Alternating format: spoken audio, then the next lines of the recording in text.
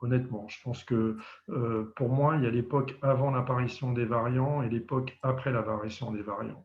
Et quand on a pris conscience de l'apparition des variants euh, et de leurs répercussions, l'épidémie est vue autrement. C'est-à-dire que avec un seul virus, finalement, on pensait qu'on pouvait s'en sortir très rapidement, surtout avec les vaccins qui arrivaient derrière. Avec l'arrivée de variants, la donne est changée. Ce virus, ce Covid va rejoindre les 4 autres. Simplement, ça va prendre un peu de temps. Et la référence historique, bah, c'est la référence dite de la grippe russe, et je finirai là-dessus. La grippe russe est arrivée en 1890. 1890, c'est le 4e coronavirus arrivé parmi nous. En fait, ce n'était pas une grippe, c'était un coronavirus. C'est l'OC43. Et ce coronavirus s'est installé parmi nous. On vit avec lui maintenant en bonne intelligence, sans qu'il crée de gros dégâts. Et je pense que ce Covid va finir comme celui-là.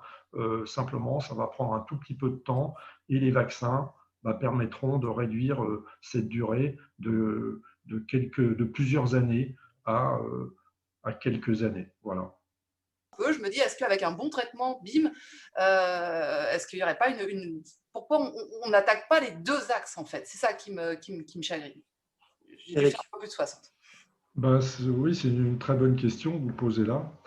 Une maladie infectieuse, ça peut se contrôler par le vaccin, mais aussi par les traitements. Et à titre individuel, c'est même ce qu'il y a de plus important. Et même il peut y avoir des bénéfices collectifs en matière de prévention.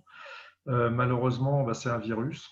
En matière de virus, en fait, vous ne le savez pas parce que le grand public a un peu tendance à confondre bactéries, virus, parasites, champignons. Mais en matière de virus, en dehors de l'infection de VIH, du sida, pour lequel on a pléthore de traitements, mais pour les autres maladies virales, on n'a quasiment pas de traitement, hein. On a des traitements pour la grippe, mais qui ne fonctionnent pas très bien. On a des traitements pour l'herpès et le zona qui permettent de sauver des vies, mais qui ne permettent pas d'éviter les récidives. Donc, voilà, la recherche de médicaments dans le domaine de la virologie déjà est compliquée. Et évidemment, il est très clair qu'il y aura probablement un document, voilà, appelons passeport immunitaire ou passeport sanitaire d'ailleurs, parce qu'il y a la question des tests aussi.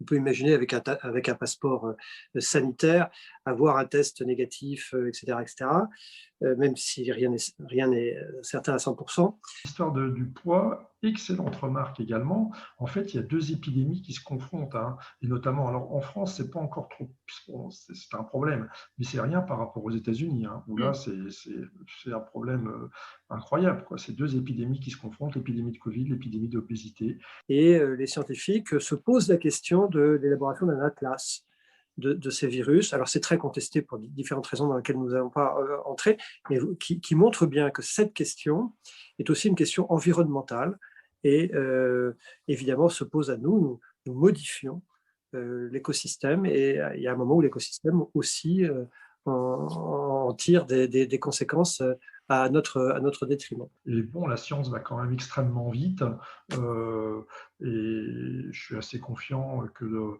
voilà, je vous ai dit 2 à 3 ans, je voulais dire par rapport au début de l'épidémie, hein, attention, pas par rapport à aujourd'hui. Merci beaucoup, à bientôt. Au revoir.